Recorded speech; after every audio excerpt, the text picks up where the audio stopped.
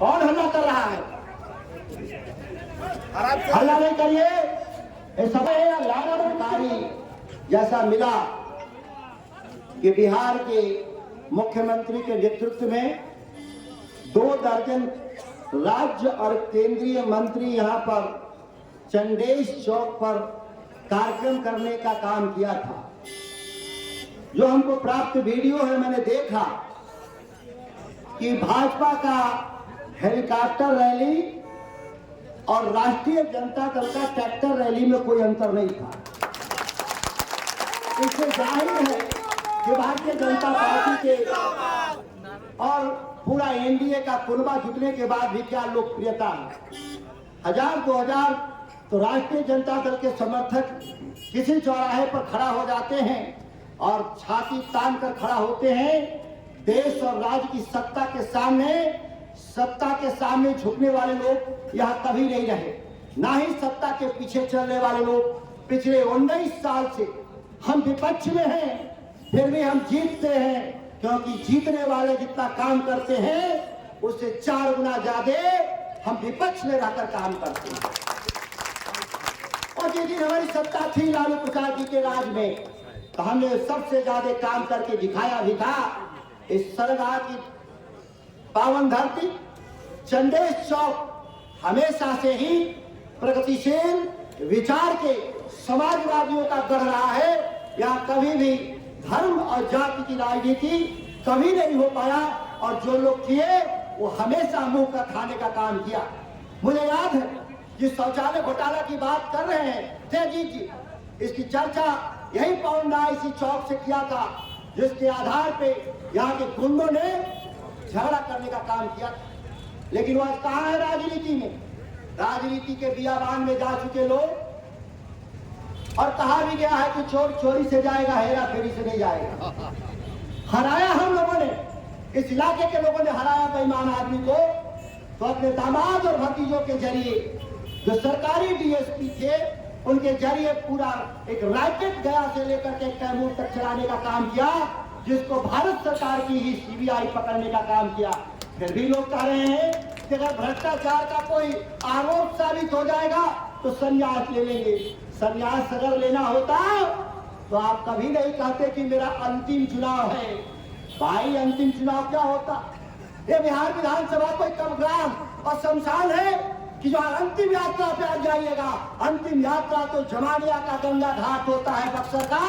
क्या उसकी यात्रा के लिए लोग यहाँ मतदान करेंगे? नहीं, कभी ऐसा नहीं होगा। यहाँ जिंदा लोगों के लिए लोग वोट देते हैं, यहाँ मुर्दों के लिए वोट नहीं देते। और बहुजन वाले है तो जवान, लेकिन उनके हैं चाचा बूढ़े, वो भी भूल के कर रहे हैं अंतिम यात्रा है। भाई अंतिम यात्रा तो जनता ने पहले ही कर दिया। आपको चुनाव में हरा करके फिर भी आप नकाब ओढ़ करके फिर हाथी लेकर आए। 5 साल पहले हाथी छोड़े, पूरे इलाके में हाथी से निजात मिला। फिर चुनाव में आप हाथी आएगा लेकर के, चुनाव हारिएगा और हाथी यही छोड़ के चले जाइएगा, और फिर इलाका परेशान रहेगा। उनको पालन पोषण में यही रहा है इतिहास रामगढ़ का। यही जो लड़े बहुजन में दोबारा नहीं लड़ा, भाग चले। और लोग, हमारी जिम्मेदारी होती है, हम जनप्रतिनिधि के तौर पे हम सेवा से कभी पीछे हटने का काम नहीं करते। यह चुनाव तेजस्वी यादव के 2025 के मुख्यमंत्री पद के सिंहासन पद पर बैठाने का ये सेमीफाइनल है। और कोई भी आदमी को, कोई भी मुर्दा को, शमशान को घाट पहुंचाने के लिए केवल 4 आदमी की कंधे की जरूरत पड़ती है। यह 4 कंधे बिहार में 4 उपचुनाव जो विधानसभा के हो रहे हैं, आज इंडिया गठबंधन के प्रत्याशियों को चुनाव जिता करके जो 4 मजबूत कंधे लेंगे, नीतीश कुमार को पास घाट पहुंचाने के लिए काफी होगा। साथ इतना ही नहीं, पिछली बार जो भाजपा के कार्यकर्ताओं ने जो गुंडागर्दी किया, वोटों पर पैसे बांटने का काम, अब आज के जमाने पर बंदूक से पैसे नहीं लूटे जाते। आज के जमाने में बंदूक से वोट बूथ नहीं लूटे जाते। आज के बूथ कैसे लूटे जाते हैं भाई? पैसा, साड़ी और दारू से। पिछली बार चुनाव में ये बूथ लूटने में 3 जगह पकड़ाए थे, और राष्ट्रीय जनता दल के कार्यकर्ताओं ने ठीक से लाठी से स्वागत किया। मैंने यही बात कहा कि अगर इस बार भी आप करेंगे तो 300 बूथ पर भी हमारे कार्यकर्ता आपसे लड़ेंगे और आपका स्वागत करेंगे। और वोट लुटेरों का स्वागत फूल माला से नहीं होता है, ऐसे लोगों का स्वागत तो लाठी से ही होता है। क्यों भाई आपको बुरा लग रहा है? भारतीय जनता पार्टी की दिल्ली से लेकर पटना तक पूरे प्रवक्ताओं की फौज उतार दी गई। सुधाकर सिंह कह रहे हैं हम तो बूथ लुटेरों के बारे में कह रहे थे, हम तो किसी मतदाता के बारे में करने के बारे में तो नहीं मैं कह रहा था। 4 हमारे कार्यकर्ताओं के घर में पुलिस घुसी है, रिजवान खान, सोनू यादव, बंटी सिंह और हमारे पिंकू सू के घर में जो पुलिस घुसी है, इसका भी हिसाब हम लोग लेंगे। हम लोग चुनाव जीत जाने के बाद वही अधिकारी, वही कर्मचारी यही रहना है, उनको छोड़कर नहीं आएंगे। यहाँ तक कि कई जगहों पे हमारे कार्यकर्ताओं के साथ मारपीट हुआ, इसी सिजुआ गांव में, छोटका सिजुआ में, बड़का सिजुआ गांव में, यहाँ तक कि बबनपुरा में भी हमारे कार्यकर्ताओं के साथ मारपीट हुआ और कविलासपुर में हमें पार्टी की गाड़ी को रोकने का प्रयास किया गया। क्या समझते हैं कोई हम फुलझड़ी है, फूल है जिसको जब चाहेंगे तोड़ देंगे? ऐसा कभी नहीं होगा। हम लोग वो लोग हैं जो लड़े हैं और कार्यकर्ताओं के सम्मान के लिए अजीत 2 बार जेल जाने का काम किया है, कोई भ्रष्टाचार में नहीं। इस बात को समझना होगा। इनके साथ 15 लोग जेल गए थे, किस काम के लिए? इसी रामगढ़ में भ्रष्टाचार का विरोध करते हुए कार्यकर्ताओं के सम्मान के लिए, एक बार दुर्गावती में, एक बार रामगढ़। और अजीत के बराबर जो लड़ने वाले कैंडिडेट हैं उनकी डिग्रियां मांग ली जाए। कोई ग्रेजुएट नहीं है, फर्जी डिग्री लेकर के घूम रहे हैं। हमारे भाजपा के कैंडिडेट हैं, 2010 में एफिडेविट में लिखे हुए हैं कि हम 54 साल के थे और आज 14 साल के बाद भी वो 64 साल के हैं, जिसके सर्टिफिकेट जाली है। आप देख लीजिए, जो एफिडेविट है उसको देख लीजिएगा, समझ रख मारे आप रोकिए, 5 मिनट में सभा खत्म होगी, कोई हड़बड़ी नहीं है। इस बात को समझिए, हल्ला नहीं करिए, खड़ा रहिए। कौन हल्ला कर रहा है? हल्ला नहीं करिए, ये समय है लाना और मुद्दे करने के लिए, झगड़ा करने के लिए। अचानक से खड़ा रहिए। आपकी गुंडागर्दी में देख रहा हूं, पिछले 1 हफ्ते से आप गुंडागर्दी कर रहे हैं। आम आदमी से गुंडागर्दी करिएगा तो आपका विनाश होगा। मैं साथियों में कहना चाहता हूं इस बात को लेकर ये लगातार जो गुंडागर्दी हुआ, हम इसका जवाब हम वोट के भारत के पकड़ के ताकत से देने का काम करेंगे। हमेशा हम लोगों की लड़ाई में हम समाजवादी लोग हैं, हमेशा वोट का जवाब भारत से देने का काम किया है और फिर भारत से जवाब देने का काम करेंगे।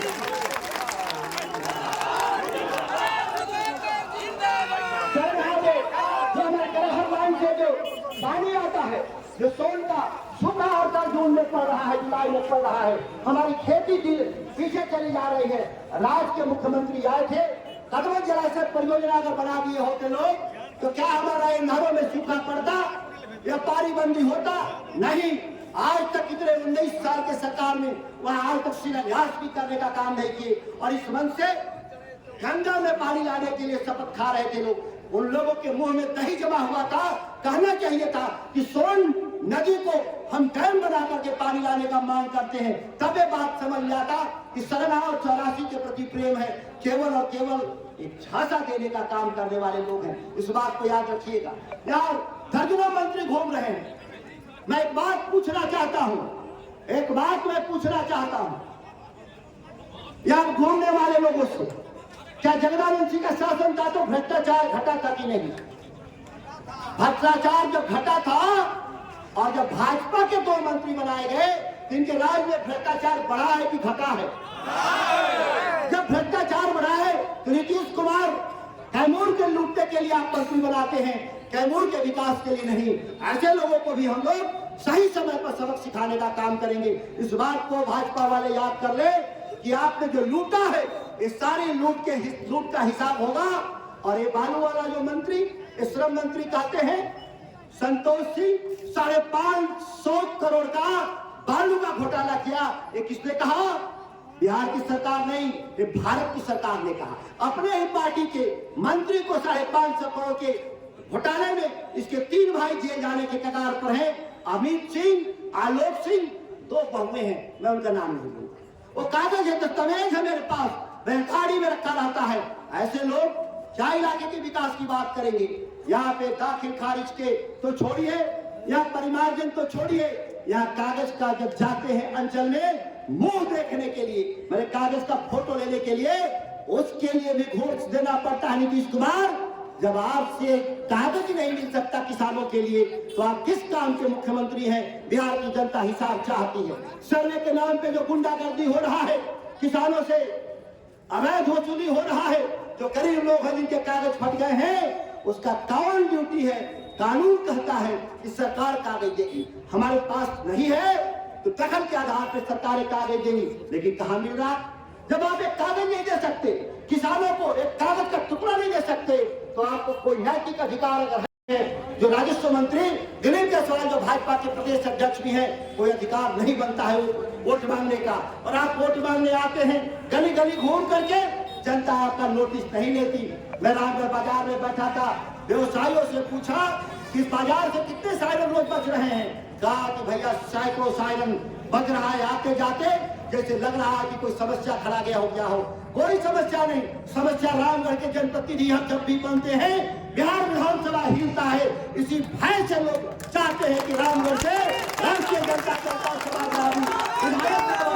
बिहार विधानसभा में जो चैन की बंसी बजाते हैं, उनको हम चैन से बंसी बजाने नहीं देते। जरूरत पड़ता है तो सचिदानंद सिंह ने भी इस्तीफा दिया था, जगदानंद सिंह ने भी इस्तीफा दिया था, और सुधाकर सिंह ने भी इस्तीफा दिया था। आपको हिम्मत में जरूरत पड़ेगा, अजीत भी किसी कुर्बानी से पीछे नहीं हटेंगे। मैं आपको विश्वास दिलाता हूँ। इनसे पूछना चाहिए कि हमारे जो गरीब गांव के लोग धान और गेहूं 2 बार में, साल में 2 बार उनकी आमदनी है, तो बिजली का बिल महीने महीना कैसे दे सकते हैं? जैसे मोबाइल में पैसा भरिएगा तो बात करने का अवसर मिलता है, वैसा ही जब आप पैसा जमा करेंगे तो स्मार्ट मीटर में तब आपका बिजली का बल्ब जलेगा। ये कैसे संभव हो सकता है? बिहार के गांव में आपको करना ही था तो देश के धन्ना सेठो उद्योगपतियों के घर में लगाओ स्मार्ट मीटर। लेकिन किसान तो किसी का कर्जा नहीं लिया, आज तक किसी का कर्जा चुकाया है।